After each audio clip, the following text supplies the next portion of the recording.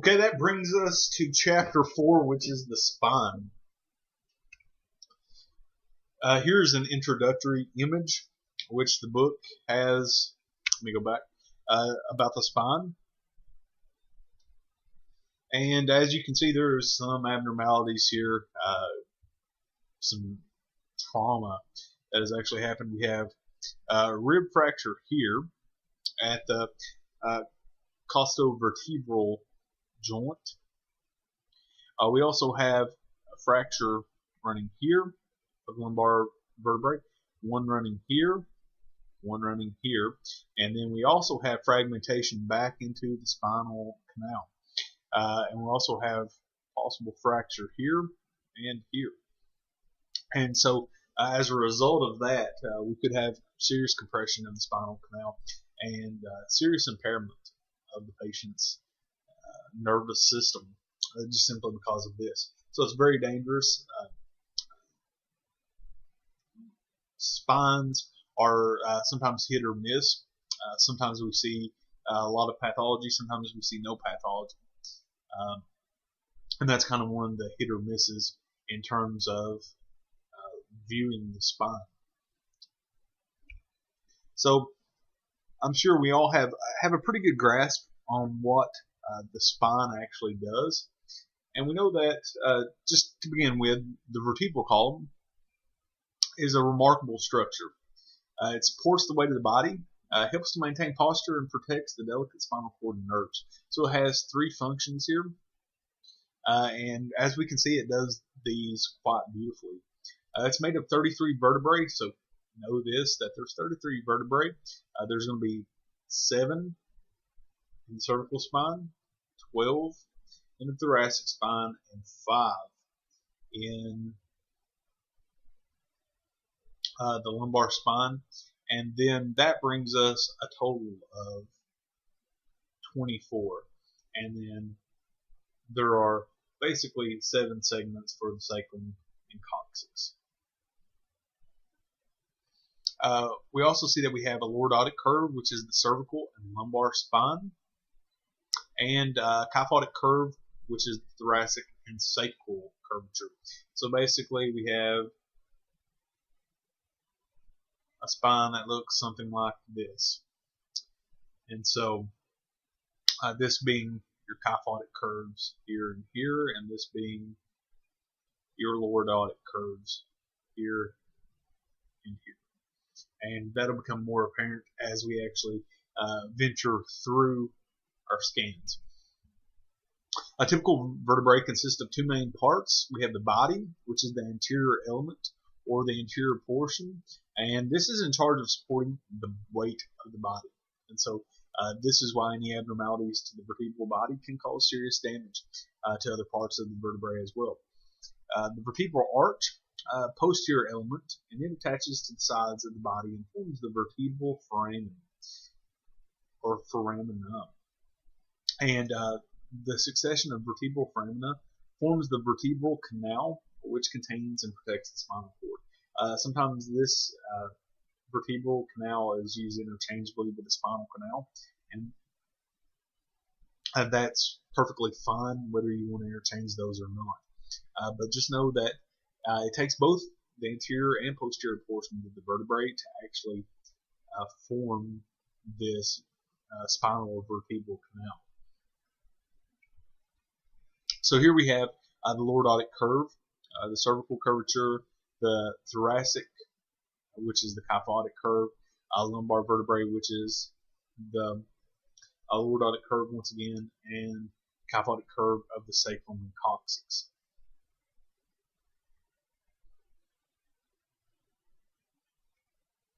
So here is basically what a typical vertebrae looks like.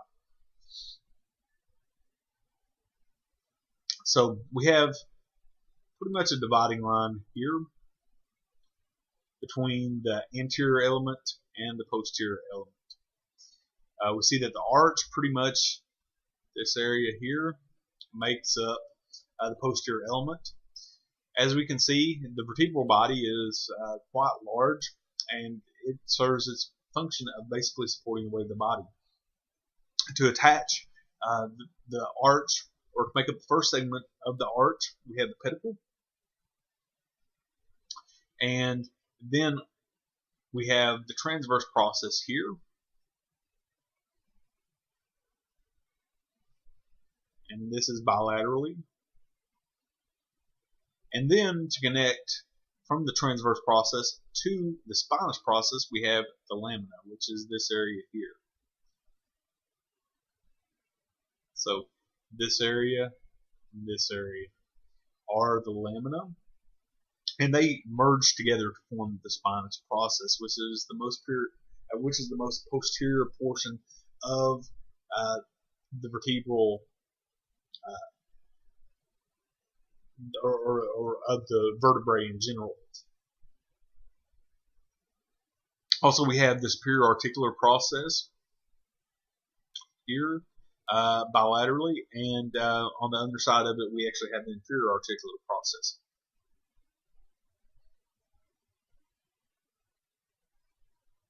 So once we've seen this on a drawing, we notice that the vertebral arch has two pedicles which project from the body and connects to the lamina. They contain upper and lower vertebral notches. When these notches are joined, they form intervertebral foramen, and they allow spinal nerves to pass through. So the intervertebral foramina is simply for the passage of nerves through the vertebral bodies or through the vertebral arches. The vertebral arch also has two lamina, which continues posteriorly and medially, and it forms the spinous process. So as we saw, they converge together to form the spinous process. Also, we have one spinous process, which is the most posterior portion of the vertebrae at all. And we also have two transverse processes, which project laterally and occur where the pedicles and lamina join. So basically,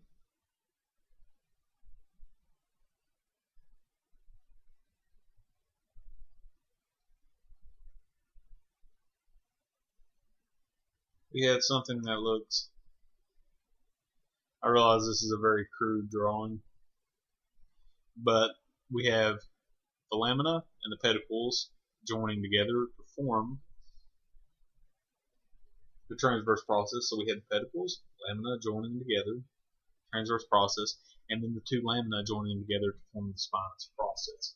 And all of this makes up the vertebral arch, or the posterior element. Also, the vertebral arch has two superior articular processes and also two inferior articular processes. The zygapophyseal joints, or the facet joints, are formed from the articulation of the superior and inferior articular process. So the zygapophyseal joints are formed from this union of the superior and inferior articular processes. And they are charged with providing support and vertebral movement for the body. So you can't just have, as we all know, having a spine that's a very rigid structure just doesn't work. So having the ability to move around and bend and straighten up your back and things like that, that's very important, and it's because of these zygapophyseal joints that this is allowed to happen. If the vertebrae were the only thing that were holding, if the vertebral body were the only thing that were holding the vertebrae together, then it wouldn't be very effective. Things would be grossly ineffective, actually.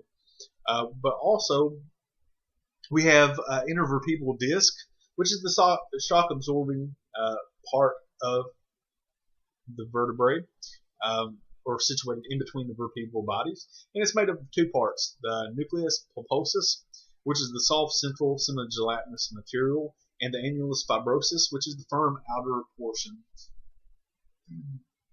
And so, basically, I don't really know what cervical vertebrae is doing here, but basically, you have two layers of intervertebral disc. You have an inner and an outer. The nucleus pulposus is the inner, and the fibrosus is the outer portion. If we look at the name, the fibrosus implies that it's a hard, rigid structure, and because of that, it kind of is in charge of keeping the gelatinous structure in place, and so basically you don't have the gelatinous structure kind of going every which way, but it keeps it in one localized area, and so it provides excellent amounts of cushion. So here is what this actually looks like on CT.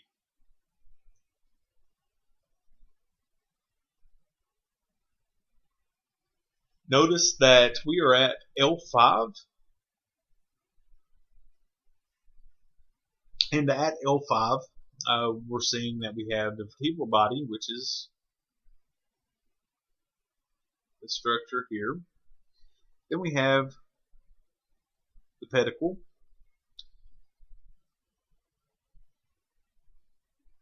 and the transverse process.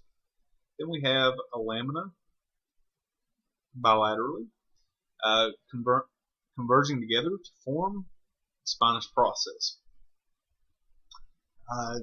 This image looks very interesting because we have something inside the spinal canal, which I'm kind of anticipating this being some type of contrasting material based on what we're seeing. So this could be something like a myelogram, something to that. Here we have a sagittal or a side view, and notice that we have the inferior vertebral notch here, and so we have the inferior articular process and the superior articular process. And so those two come together to form the zygapophyseal joints. We see the transverse process here, spinous process here, and so this means that this area here is the pedicle.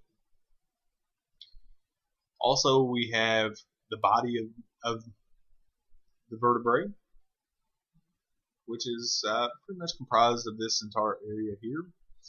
We have vertebral end plate and a vertebral end plate, and basically what that's saying is the end plate is the top and bottom portions of the vertebral body. Also, we have the inferior costal facet,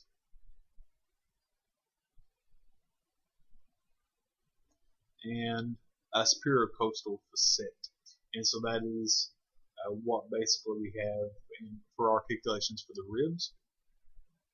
If this is a trans or a thoracic rib or a thoracic vertebrae, which is articulating the thoracic rib. Here we see that we have the thoracic vertebrae, and as you can see, you have superior and inferior costal facets. Typically, these will not be demonstrated on any other vertebral bodies other than the thoracic. One thing to notice is that we have the zygapophyseal joints here, and it continues all the way down. And also we have, based on the zygapophyseal joints and the vertebral body, it creates the intervertebral foramina, which, as we saw previously, it allows the passageway of nerves through this area. Also, we have vertebral body, pedicle, transverse process, spinous process, and I do believe that is it. Also, we do have the intervertebral disc, as we can see, and it'll be demonstrated on CT as well. So if we look a little more closely, we have the cervical vertebrae, the thoracic vertebrae, the lumbar vertebrae, and then we get into the sacrum and coccyx. So if we first begin by looking at the cervical vertebrae, we see that we have 7. They had transverse processes which contain a transverse foramen. So that's something to keep in mind. The transverse foramen, it allows for the passage of vertebral vessels. As we saw in our previous lecture, things like the vertebral artery run through this foramen. The first cervical vertebrae is called the atlas. The atlas coming from the mythology of the Atlas, or the man which supported the world. And as we see, the atlas supports the head. It has a superior articular process which articulates with the occipital condyles of the skull. And this forms the atlanto-occipital joint. So keep this big word in mind. The atlanto-occipital joint means the articulation between the atlas and the occipital bone. It has no body and no spinous process, so it's unlike all the other vertebrae in regards to that it doesn't have these two things. So put a star beside this, because it's very important to differentiate between the atlas, the axis, and all the rest of the cervical vertebrae. It consists of an anterior arch, posterior arch, and two large lateral masses. And it's because of these lateral masses which we have the ability to basically bear the weight of the skull. A second cervical vertebrae is different too. It's called the axis, and it has a large odontoid process, which is called the dens, and it acts as a pivot for rotational movement of the atlas. And so basically, it is the point where the atlas kind of hinges and allows rotation of the head.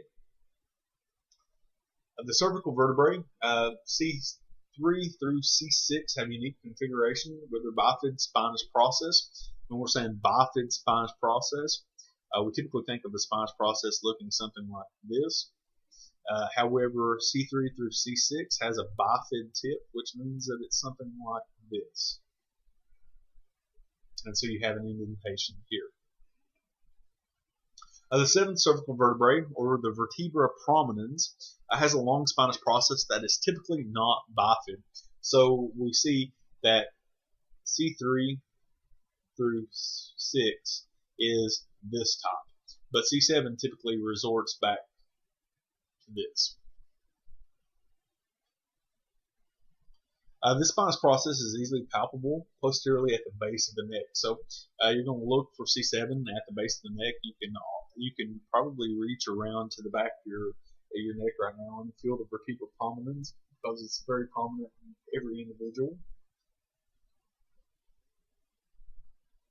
So that brings us to what it looks like on CT. If we'll go by what we're seeing here, this is an oblique type of image. As we are running in an oblique plane through this, we're not running coronal or axial or even sagittal. So, and the reason that we can say this is because we see the intervertebral foramen, and we do see the zygapophyseal joints. And so, because we can see the intervertebral foramen, we can assume that this is oblique. And one thing I want to add is that on your best day of shooting an oblique cervical vertebrae, you probably have never got your intervertebral foramina to look like this. You've never seen them in this kind of definition. And so that's why CT has kind of taken the wind out of the sails for just traditional routine conventional radiography in terms of cervical imaging, because we can actually see all of this to a higher degree of detail and do it probably at the same rate that we could actually get all these pictures shot for cervical spine. So with that being said, we have the odontoid process here of C2. So we're going to say this is C2, 3, 4, 5, and C6. We do have disc here, here, here, here, and here. We do see C1 here, and so we are seeing intervertebral foramina, and we're seeing the zygapophyseal joints here and here, and even here. And so basically what this is used to demonstrate is the intervertebral foramina.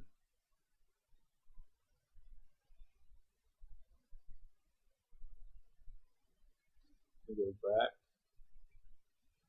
Okay, this is basically C1.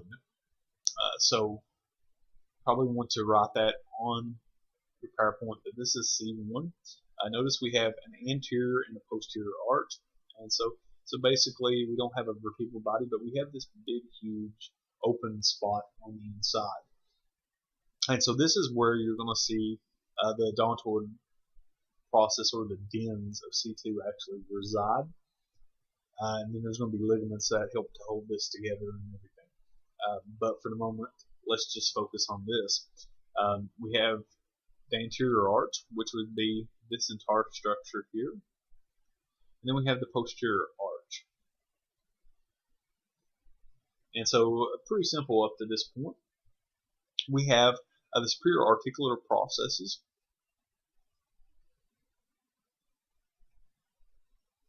And this huge area pretty much comprised here is the lateral masses. We do see that we have a transverse process, which is basically formed from the union of the anterior and posterior arches.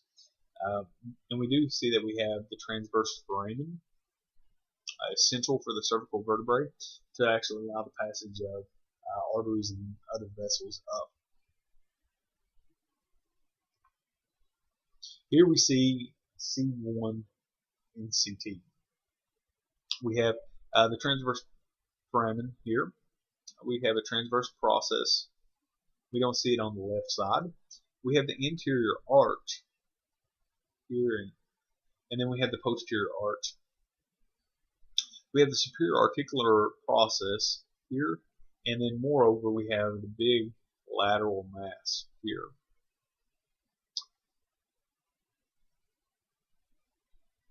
Also, we do have the odontoid process sitting inside, and if you'll notice, it might be a little hard to see on your screen, but we have what looks to be a darker or hypodense circle here, situated on the inside, and that is where the spinal cord is coming up and getting ready to enter into the skull. I believe that is it for that image. So this is C2. C2 is unlike anything that you've seen as well because it has this large process, which is the odontoid process.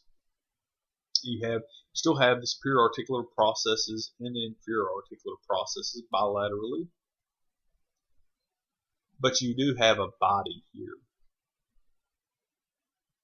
It doesn't typically look like your traditional vertebral body, but it still maintains the same functionality, which is supporting the weight of the skull and allow pivoting because of this odontoid process.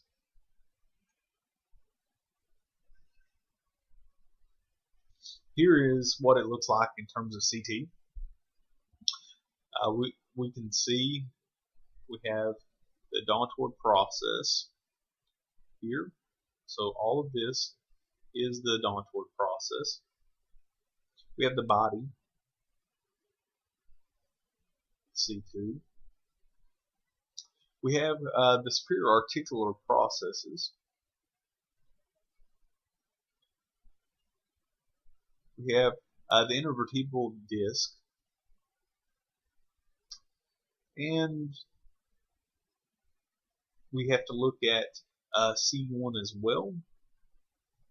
We're looking, getting ready to go into the posterior arch of C1, but we do have the lateral masses.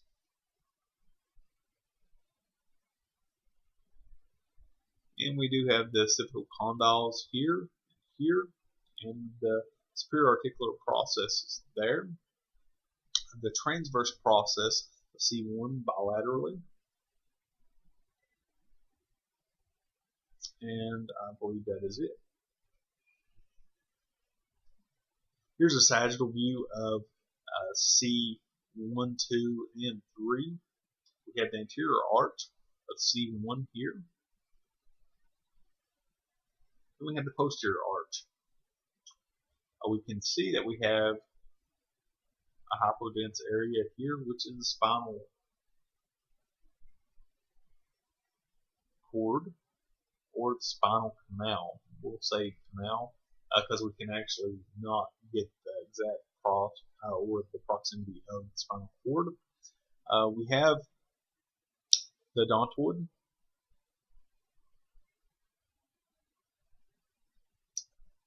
And we have the body of C2. This is the spinous process. As you can see, it's kind of blunted and it's not as prominent.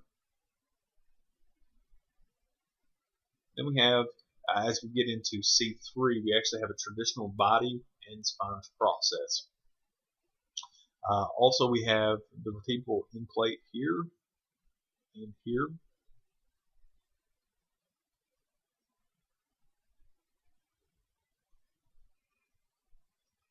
Also, we have the pharynx. We have the epiglottis.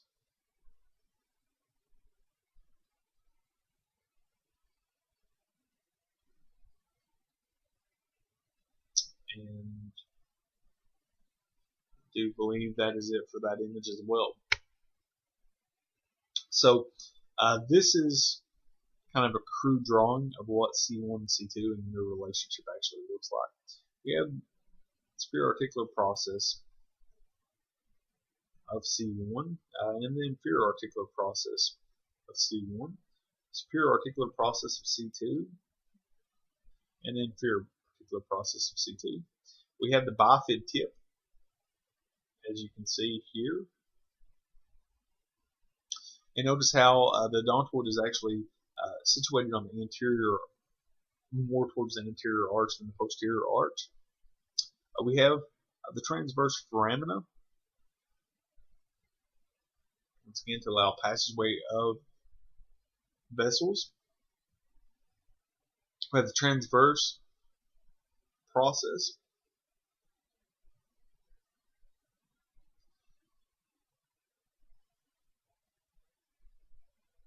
And we have the intervertebral disc.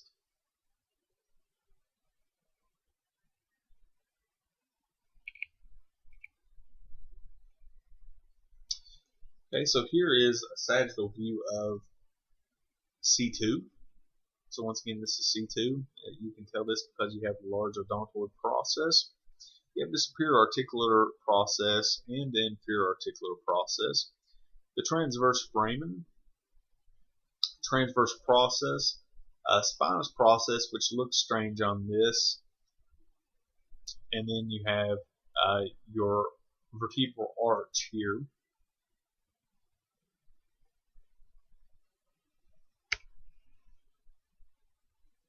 So that brings us to a traditional vertebral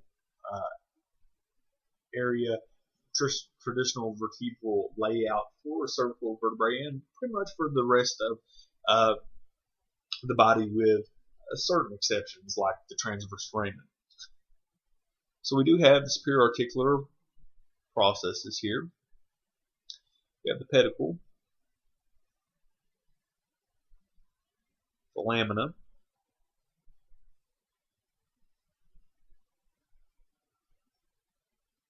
the bifid tip spinous process.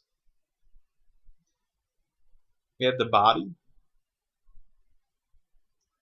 and we have the transverse foramen. And this one doesn't have a very prominent transverse process. Be very easy to kind of overlook that because you would typically think that this would be more accurate for the spinous process. But it will become more easy to distinguish which is which. Here's a sagittal view, and we see that we actually have the spinal cord here, and we have subarachnoid space, or contrast in subarachnoid space. And so we have differentiation between the spinal cord and just the subarachnoid space. We have C2, 3, 4, 5, 6, 7, and we've actually got down to T1. We can see that we have the bodies, we have the intervertebral disc,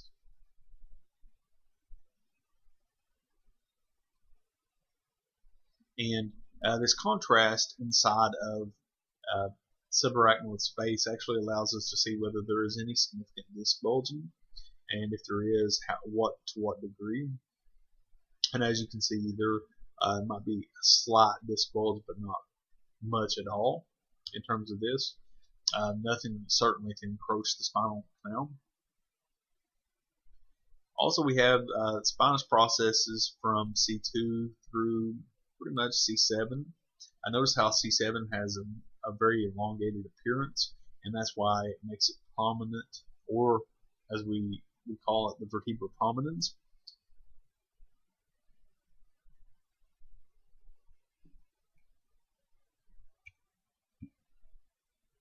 Okay, we have contrast in subarachnoid space as well here. And so that is what we're typically seeing in the screen. But we do have the vertebral body here.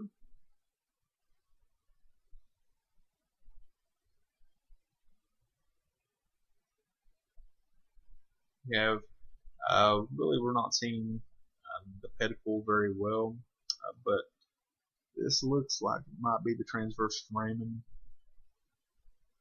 And so the pedicle would be somewhere in here. And we're seeing this area being the lamina, which brings us to the bifid tip of the spinous process.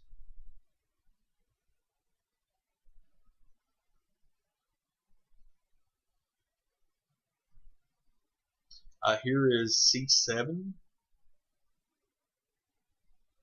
Thus we have the internal jugular and common carotid being here. The transverse foramen. We have the body, transverse process,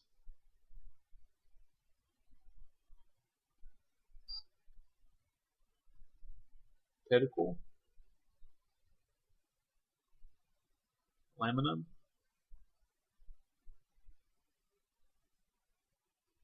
spinous process,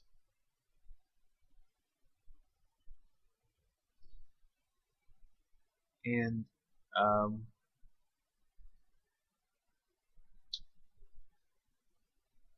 we'll say vertebral canal.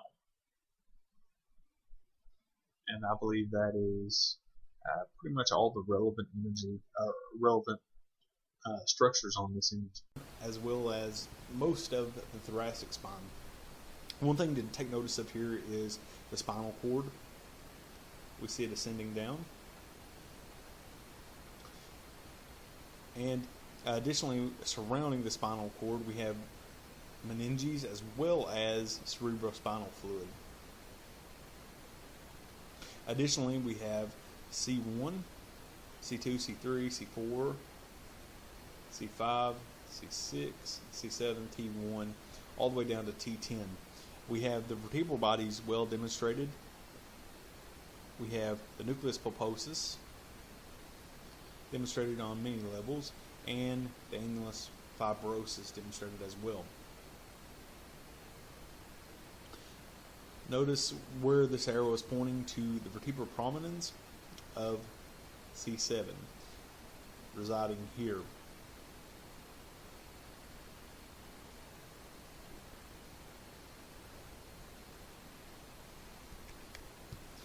However, it could be argued that this is the vertebral prominence of C7, as it lines up more with the body. And if we count down, this appears to be 1, 2, 3, 4, 5, 6, and then 7. So it's kind of up in the air. Okay, on this image we can see we have the cerebellum, we have the fourth ventricle, we have the pons, medulla. Then we continue down as the spinal canal. And so we have the spinal cord descending. We have C1, C2, C3, C4, C5, C6, C7. And then we have the corresponding posterior segments of 1, 2, 3, 4, 5, 6, 7. Here's the vertebral prominence. Additionally, we have the intervertebral disc once again.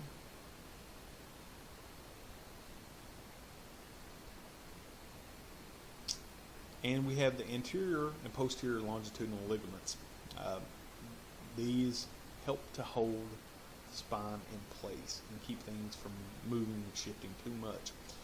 We see the anterior longitudinal ligament running down across the vertebral bodies anteriorly, and the posterior longitudinal ligament doing much the same as well. We do have fluid, cerebrospinal fluid, in the subarachnoid space.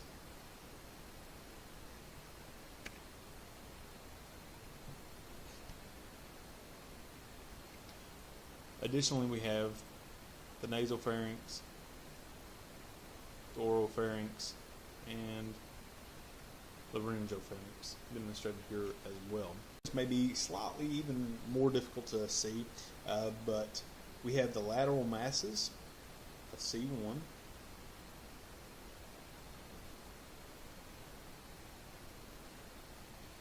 we'll abbreviate it for LM. We have the occipital condyles of the occipital bone for articulation. We have the odontoid process of C1.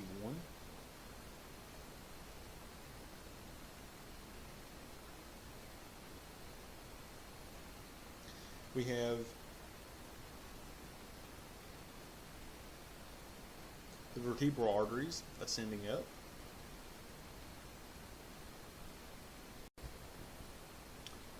The cervical spine, we have C1, and then C2, C3, C4, C5, and C6. We have the odontoid process here, and we have the lateral masses of C1 on both sides. We have the condyle of the occipital bone, which articulates with C1.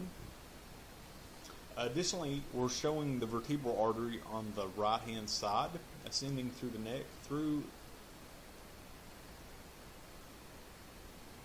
the transverse foramen of the cervical spine. We do see a little bit on the left side as well. Notice we do have the intervertebral disc providing a cushioning effect to the spine so that we don't cause extreme damage. So that brings us to the thoracic vertebrae. The thoracic vertebrae, as the name implies, is the thoracic vertebrae, or the vertebrae that comprise the thoracic area of the body. There's 12 of those vertebrae, and they have demifacets that articulate with the ribs. We have costovertebral joints, which is where the head of the rib articulates with the vertebral bodies. We have the costotransverse joint, where the tubercle of the ribs articulate with the transverse processes. And we have the spinous processes being typically long and slender. And so your spinous processes sometimes will give you clues to where you actually are when you're scanning through. Remember that the cervical vertebrae C3 through 6 or C2 through 6, to be more correct, are bifid in nature. C7 is very long, and what you see in C7 is kind of what you see as you go down through the thoracic vertebrae. They're going to just be very long and slender. They're not going to be bulky like the lumbar vertebrae actually are. And so here we see the body of a thoracic rib, and we're seeing something different here, kind of a little different layout. We have the body, we have the pedicle, we have the transverse, lamina, spinous process, but then we also see that we have articulation with the rib. And so, as the name implies, the costovertebral joint, which is the joint between the rib and the vertebral body. So,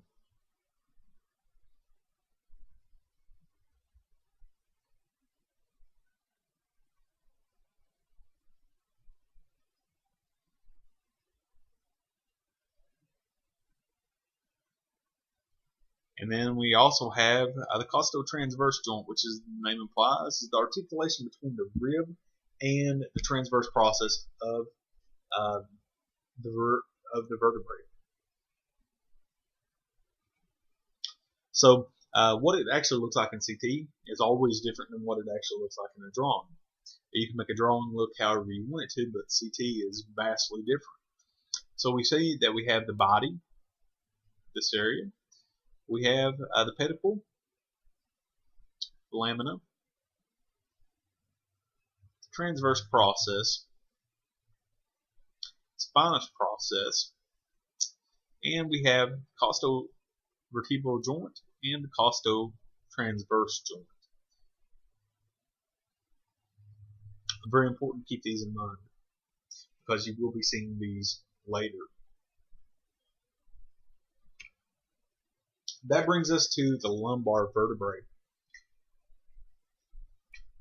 As we all know, there are 5 lumbar vertebrae, and they're large in terms of body type. They are very bulky, and the largest is L5, which is where all of the weight of the upper body is actually placed.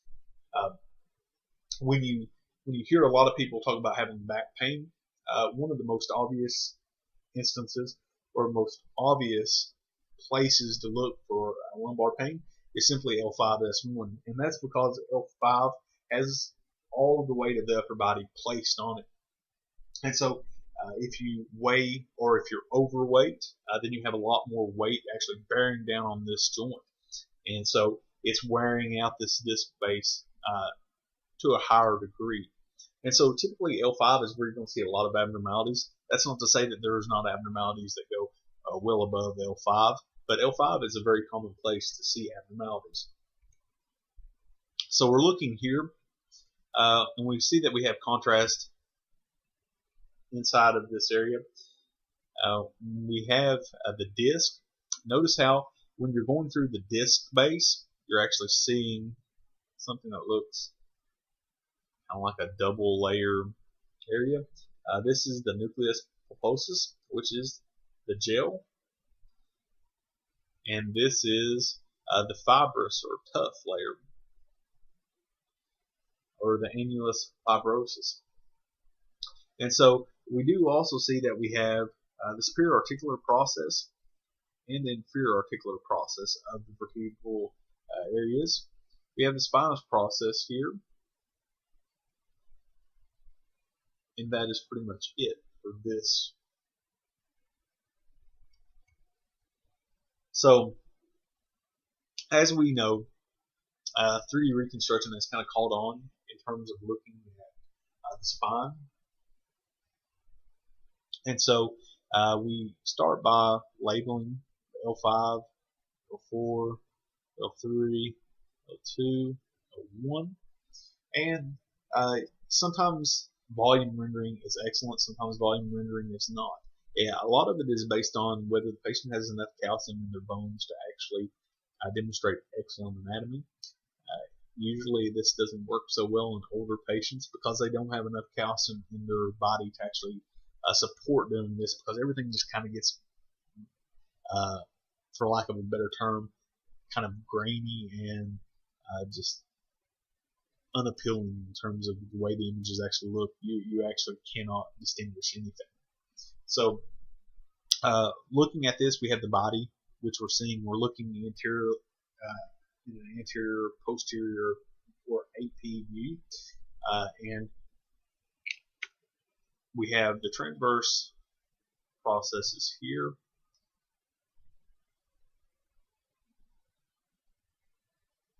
And we have the intervertebral disc base. But one of the many problems with volume rendering is that when you focus on the bone, you tend to lose the disc, and so sometimes it becomes very difficult to actually demonstrate where an abnormality is, because when you're looking at a volume rendering, it's usually typically for bone or bony problems. Also, one thing that I forgot to mention is that the lumbar spine has 5, but I've seen several instances where you have 6 lumbar vertebrae, and that's usually because one of the areas of the sacrum, S1, has not actually formed with the sacrum correctly, and so it kind of tricks you into thinking that you have that being L5 instead of the true L5. And so the rule of thumb there is I usually just scan all 6 of the lumbar vertebrae, because you're trying to get all of this area. So you want all of that area, or as much as you can get. So here is a sagittal view. As we can see, we have the vertebral end plates here. We have the body. We have the pedicle. Then we have the transverse process coming out here. Spinous process, inferior articular process, superior articular process, inferior vertebral notch, and the superior vertebral notch, which are going to help create the intervertebral foramen.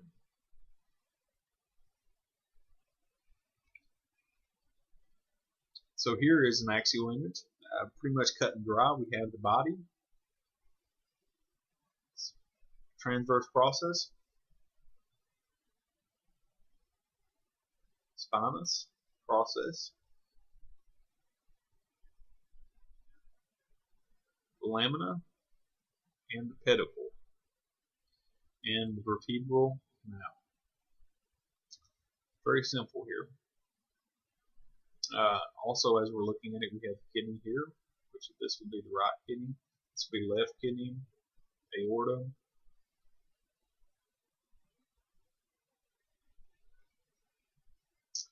Once again, we've kind of seen this image tossed around. We have the body, lamina, pedicle, or sorry about that, I got ahead of myself.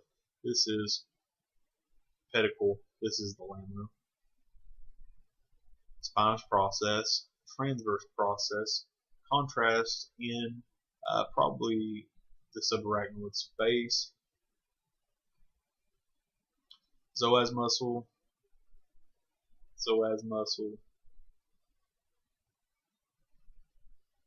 We have the vertebral or intervertebral foramen demonstrated.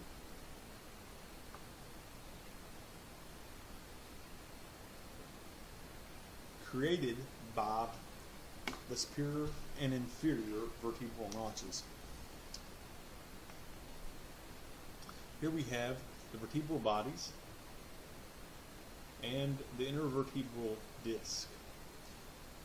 We do have the anterior longitudinal ligament running down.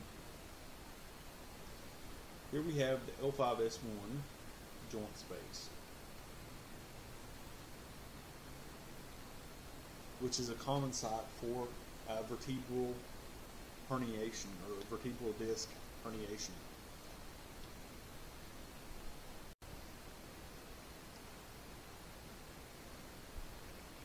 So in this image we have the ligaments of the spine. We have the posterior longitudinal ligament running down on the anterior surface of the vertebral bodies, followed closely by the posterior longitudinal ligament running down as well at the end portion of the vertebral body. At the posterior portion of the spinal canal, we have the ligamentum flavia, which runs down, and at the posterior portion of the spinous process, we have the supraspinatus or supraspinous ligament. So those are the 4 ligaments that we're really demonstrating. So that brings us to the sacrum, which consists of 5 fused vertebrae. Lateral masses, or the ala, articulate with the pelvis, and it forms the sacroiliac joints, or the SI joints. And it contains sacral foramen, which allow the passage of nerves. The first sacral vertebrae has a sacral promontory, and it separates the abdominal and pelvic cavities. So, looking at the sacrum, we have sacral foramen, or foramina here. And so we have 5 levels. 1, 2, 3, 4. 4 different spaces, which makes this level 1, 2, 3, 4, 5. And so, kind of hard to distinguish where these levels actually are when everything is fused together. And so you do have the ala, or the lateral mass of the sacrum, being here, which forms the SI joint. And then you do also have the coccyx here.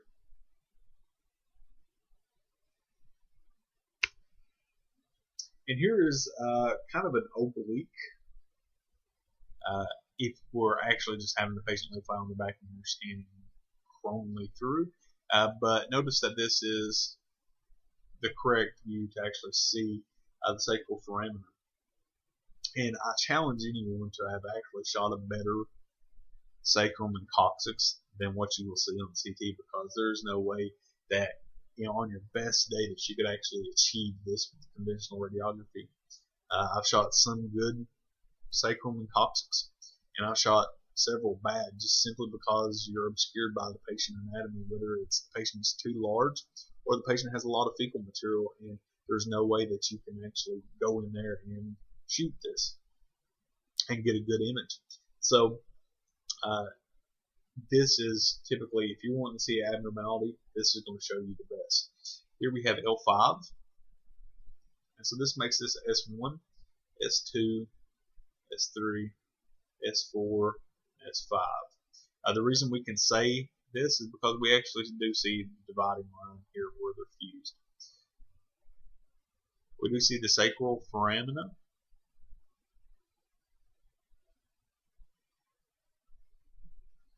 The SI joints here. The ala, or the lateral masses. L5S1 intervertebral disc. And also the sacral promontory, which is really not demonstrated very well on this image.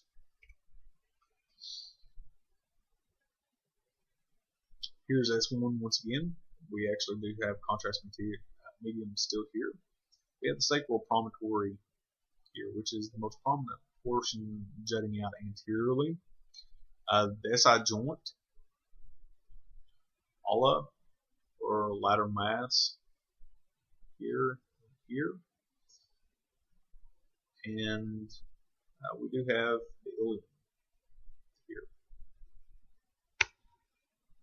That brings us to the coccyx. The coccyx contains 3 to 5 bony segments and is most inferior portion of the vertebral column.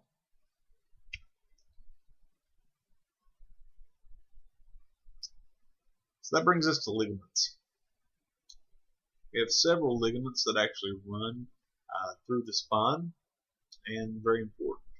We have the apical ligament, which is the midline structure that connects the apex of the odontoid process to the anterior margin of the foramen magnum. So this is going to be in C1, and very important to hold everything together. The alar ligaments are 2 strong bands that extend obliquely from the sides of the odontoid process upward to the lateral margins of the occipital condyles to limit rotation and flexion of the head. Have you ever wondered why your head just doesn't, why you can't turn your head 360 degrees around and things like that? Well, simply because you have ligaments that prevent you from doing that. Because if you were able to turn your head 360 degrees around, you would pretty much disassociate your spinal cord from the rest of your body, and that wouldn't be good. And so, basically, it is because of these ligaments that you don't ultimately wind up damaging yourself. The transverse ligament extends across the ring of C1 to form a sling over the posterior surface of the odontoid process. So basically, you have anterior arch, posterior arch, the odontoid sitting in here, and then there's this transverse ligament which kind of runs along the ring of C1 to hold the odontoid process in place to keep it from moving all over the place. It has a small band of longitudinal fibers that ascend to attach the interior margin of the foramen magnum and inferiorly to attach to the body of the axis. It functions to hold the odontoid process of C2 against the anterior arch of C1. That's why you can't have posterior slippage of the odontoid process inside the ring of C1. If you do, then there's probably some really horrific abnormality with a transverse ligament. Sometimes called the cruciform ligament. The ligamentum nuchae acts as an attachment point for muscles. It extends from the external occipital protuberance of the cranium to the spinous process of the cervical vertebrae. The supraspinous ligament is a narrow band of fibers that runs over and connects the tips of the spinous processes from the 7th cervical vertebrae to the lower lumbar vertebrae. So it runs from C7 to the lower lumbar vertebrae, which we take that to mean very low. The anterior longitudinal ligament is a broad fibrous band that extends downward from C1 along the entire anterior surface of the vertebral bodies to the sacrum. And it connects the anterior aspect of the vertebral bodies and intervertebral disc to maintain stability of the joints and to help prevent hyperextension of the vertebral column.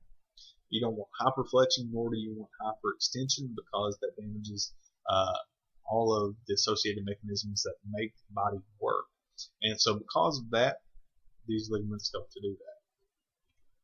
The posterior longitudinal ligament, which is narrower and slightly weaker than the anterior longitudinal ligament, it lies inside the vertebral canal and runs along the posterior aspect of the vertebral bodies. It's attached only at the intervertebral disc and adjacent margins. It runs the entire length of the vertebral column beginning at C2. This is pretty amazing to check out. Put a star by it, that it runs the entire length of the vertebral column. The only place that it doesn't extend to is C1. And it functions to prevent posterior protrusion of the nucleus pulsus and hyperflexion of the vertebral column. So we prevented hyperextension and hyperflexion, and so you're trying to keep all of the disc in place. Also, we have the ligamentum flavia, which are strong ligaments consisting of yellow elastic tissue present on either side of the spinous process. They join the lamina of the adjacent vertebral arches and help to preserve the normal curvature of the spine. So that's what you want to know, is this last bullet point for the ligamentum flavia. So here is an actual diagram of what the disc face actually looks like. As we saw before on CT, you can see the inner ring, or the inner area, which is the nucleus pulsus. And then you have the annulus fibrosus on the outside, being the hard area to actually keep the gelatinous structure in place. We do see that we have the cauda equina, which is typically referred to as the horse's tail, because all of the nerves typically have spread out and branched out, which is what we're seeing here. Then you have the spinal nerve root, epidural space, things like that. Here we see pretty much some of the ligaments. We have the apical ligament thing here, the anterior atlanto-occipital membrane,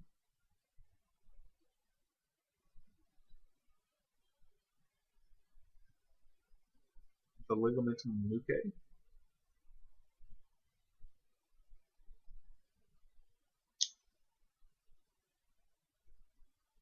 the anterior longitudinal ligament running down this way, and the posterior longitudinal ligament, which is running here, beginning in C2.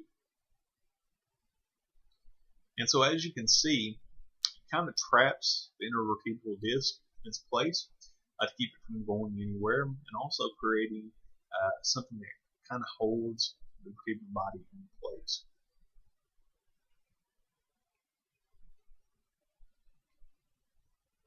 Here we can kind of see the anterior and posterior longitudinal ligament.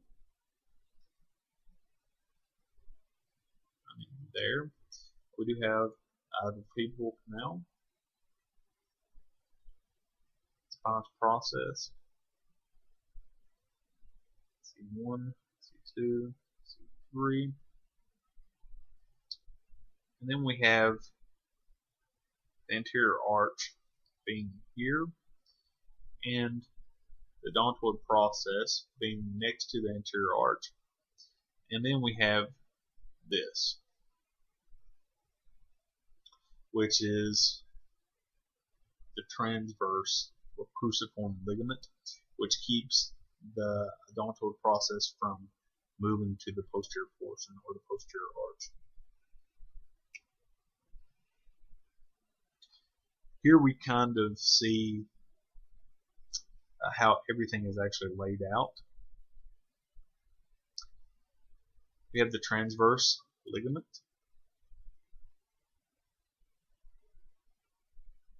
and so because of this, we're looking at this from a PA perspective. We have the odontoid process sitting inside. We have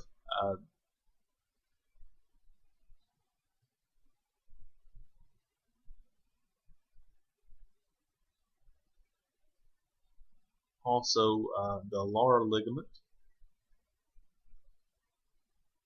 and the longitudinal band of the transverse ligament, which allows this to kind of stay in place. So here we actually see CT. We have the transverse ligament running here, the odontoid, anterior arch, posterior arch, spinal canal or vertebral canal. This is probably spinal cord here. At the trachea,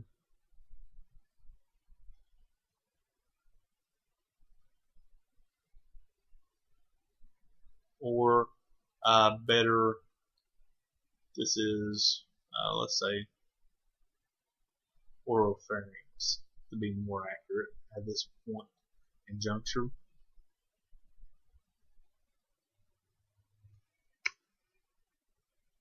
Here we have the anterior longitudinal ligament, and we have the posterior longitudinal ligament.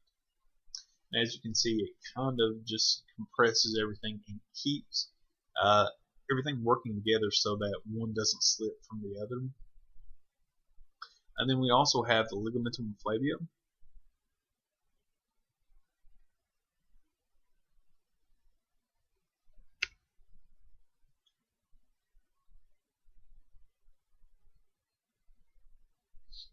I think this image kind of really demonstrates this very well. You have the anterior longitudinal ligament, the posterior longitudinal ligament.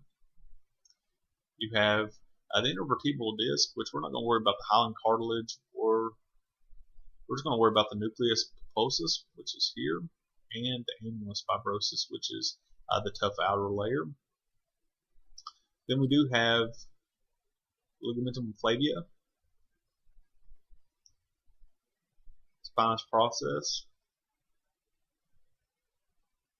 lamina, and the pedicle. And I do believe that is all that we need to actually understand from this image. Here we have the posterior longitudinal ligament. We really can't demonstrate the anterior longitudinal ligament unless this is it. Then we have ligamentum flavia, which is on the posterior portion of the arch. And then on spinous processes, we have the ligamentum nuclei, or nuchal. Also on this image we have the internal jugular, common carotid,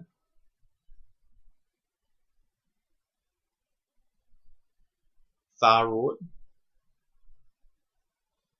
trachea, esophagus. In this image, we have the lumbar spine demonstrated. We see the vertebral bodies. Here's the vertebral body of T12. And then we continue down with L1, L2, L3, L4, L5. Notice that we have a space in between, and that is the intervertebral disc.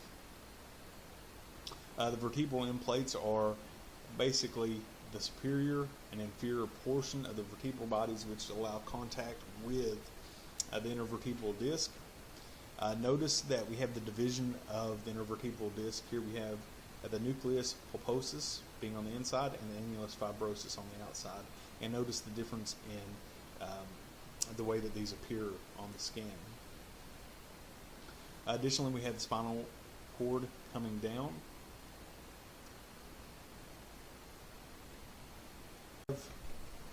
The disc pointed out. Here we have two divisions. We have the outer layer and the inner layer, and hopefully we're all able to see that. The intervertebral disc. The outer layer is a tough layer, and it's called the annulus fibrosus, meaning that it's very tough and it keeps the inside layer intact.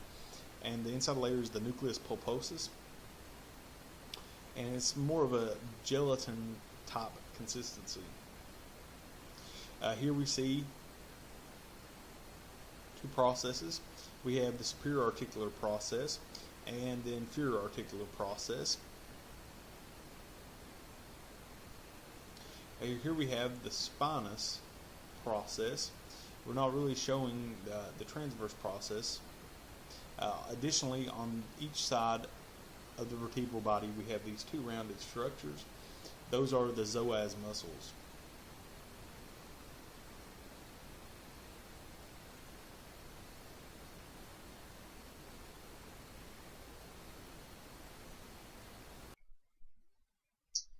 Okay, so the superficial layer.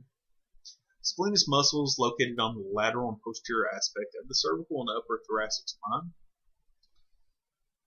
They originate on the spinous process of C7 through T6 and the inferior half of the ligamentum nuchae. It's divided into the cranial portion, spinous capitis, that inserts on the masculine process of the temple bone, and a cervical portion, spinous cervius, that inserts on the transverse process of C1 to C4. And all you really need to know is that the spinous muscles act to extend the head and the neck. Also, the intermediate layer, the rector spinae muscle, consists of massive muscles that form a prominent bulge on each side of the vertebral column, a chief extensor of the vertebral column, and they're arranged into three vertical columns. The iliocostalis layer, or the lateral column, longissimus layer, or the intermediate column, and the spinalis layer, which is the medial column. This muscle group arises from the common broad tendon from the posterior part of the iliac crest, sacrum, and inferior lumbar spinous processes. And basically, what you need to know about the rector spinae muscle group is they are the chief extensor of the vertebral column. The iliocostus muscles run superiorly to the angles of the ribs and transverse processes of C7 through C4. The longissimus muscles run superiorly to insert into the tips of the transverse processes of the thoracic and cervical regions, the angles of the ribs and the masculine processes. The spinalis muscle group extends from the spinous processes of the upper lumbar and lower thoracic regions to spinous processes of the superior thoracic region. The deep layer, the transversospinal muscles, consist of several short muscles that are located in the groove between the transverse and spinous processes of the vertebrae. They can be separated into the semispinalis, multifidus, and the rotaries, and the primary function to flex and rotate the vertebral column. So once again, just know the function. The semispinalis muscles arise from the thoracic and cervical transverse processes and insert on the occipital bone and spinous processes in the thoracic and cervical regions. They form the largest muscle mass in the posterior portion of the neck. The multifidus muscles consist of many fibrous bundles that extend the full length of the spine and are the most prominent in the lumbar region, best developed in the thoracic region. So here's a demonstration of kind of how everything is laid out, but we're not going to worry about this image, so you really don't need to know anything. We'll kind of skip over this, and we'll skip over this one as well. More importantly is the spinal meninges. The spinal cord is surrounded and protected by cerebrospinal fluid. There is a thecal sac which contains cerebrospinal fluid, and the spinal meninges are continuous with the cranial meninges and can be broken into the same three layers, such as the dura, the arachnoid, and the pia. The dura mater is the tough outer layer that extends to S2, creating the thecal sac. It adheres to the posterior longitudinal ligament and is separated from the vertebral column by an epidural space that contains fat and vessels. Each spinal nerve is surrounded by dura mater that extends through the intervertebral foramen. The arachnoid mater is the thin transparent membrane that is attached to the inner surface of the dura mater. A potential space called the subdural space runs between the arachnoid and the dura mater. The space between the arachnoid mater and the pia mater is the subarachnoid space, which is filled with cerebrospinal fluid and blood vessels that supply the spinal cord. The pia mater is a highly vascular layer that closely adheres to the spinal cord. At the distal end of the spinal cord, approximately L1, the pia mater continues as a long slender strand called the filum terminale. The filum terminale descends through the subarachnoid space to the inferior border of the thecal sac, where it is reinforced by the dura mater. So the spinal cord and nerve roots. The spinal cord functions as a large nerve cable that connects the brain with the whole body. It begins as a continuation of the medulla at the inferior margin of the brainstem and extends to approximately the first or second lumbar vertebrae. The spinal cord tapers into a cone-shaped segment called the conus medullaris. The most inferior portion of the spinal cord is located at approximately the level of the first or second lumbar vertebrae. At the termination of the spinal cord, nerves continue inferiorly in bundles. This grouping of nerves has the appearance of a horse's tail and is termed the cauda equina, extending through the lumbosacral foramen.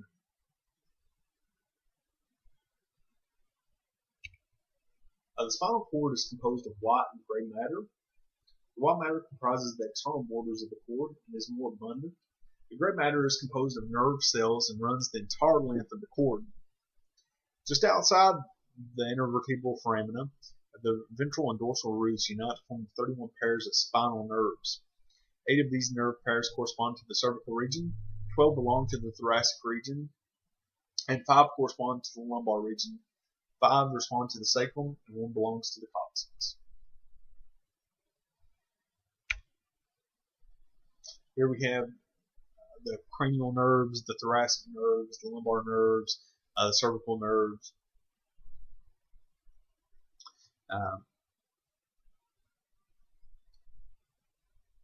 Basically, just kind of illustrating to you how complex the innervation of the human body actually is. So here we have a cervical vertebrae, and we have a nerve actually coming out, and we have pretty much the spaces. We have the epidural space consisting here. Then we have the dura mater,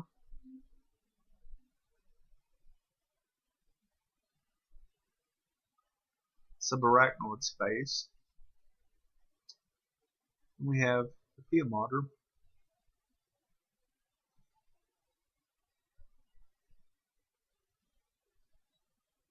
and the arachnoid.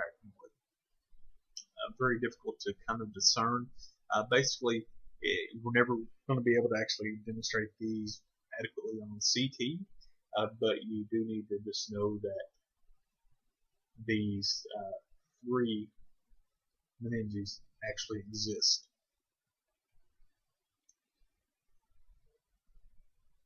So, as we saw, we have contrast medium in the spinal canal, and we have the cauda equina, and notice how it has kind of a scattered type of appearance. That's what we're looking for. That is the cauda equina.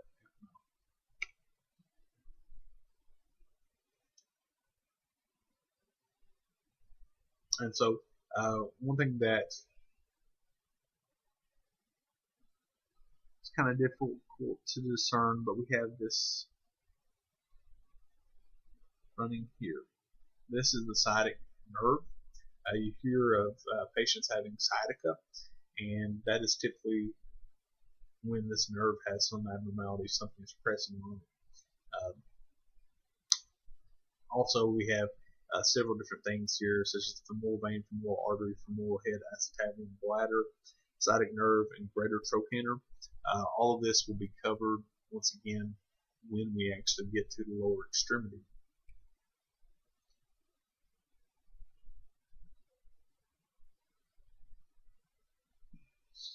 Here we see at L2, the spinal cord becomes kind of tapered down.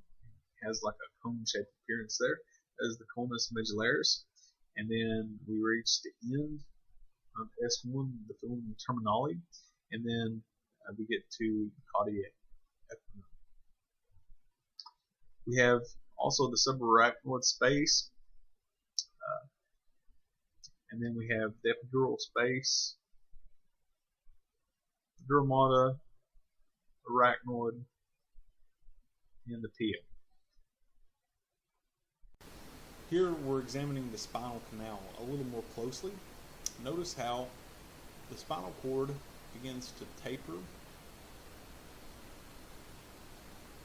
and it forms the conus medullaris, which is then the spinal cord is then continued on as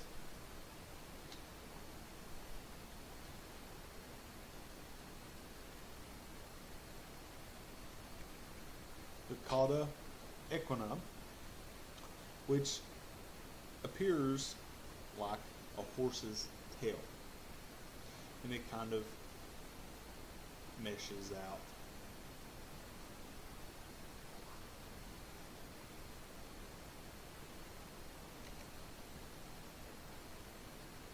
So here we have the conus medullaris, and we can see how it's tapering into basically a cone-shaped structure, and then it becomes the cauda equina, and it kind of branches out. Additionally, we have the psoas muscle,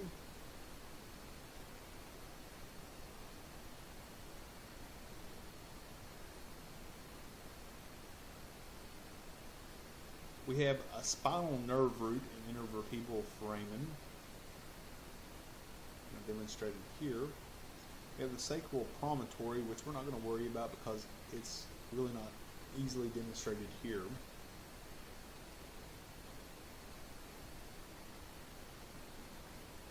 And what we're seeing in terms of the spine are the pedicles, as they are descending. That brings us to the plexuses. The spinal cord is enlarged in 2 regions by the cell bodies and nerves that extend to the extremities. Cervical enlargement extends from the vertebral bodies of approximately C3 through C7, and the lumbosacral enlargement occurs within the lower thoracic region. The cervical plexus. The cervical plexus arises from the upper 4 ventral rami of C1 through C4 to innervate from the neck, lower part of the face and ear, the side of the scalp, and upper thoracic area. The major motor branch of this plexus is the phrenic nerve, which is formed by the branches of C3, C4, and upper division of C5. The left and right phrenic nerve can be slightly different lengths. The right phrenic nerve runs along the lateral wall of the superior vena cava and right atrium of the heart. The left phrenic nerve courses lateral to the left ventricle of the heart. Also, the brachial plexus. The brachial plexus is a large complex network of nerves arising from the 5 ventral rami of C5 through C8 and T1. The roots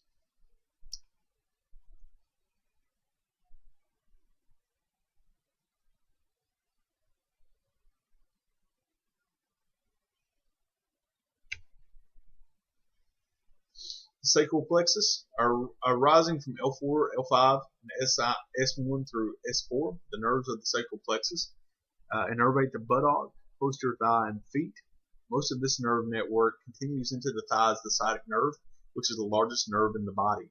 The sciatic nerve exits the pelvis through the greater sciatic foramen and continues to descend vertically along the posterior thigh.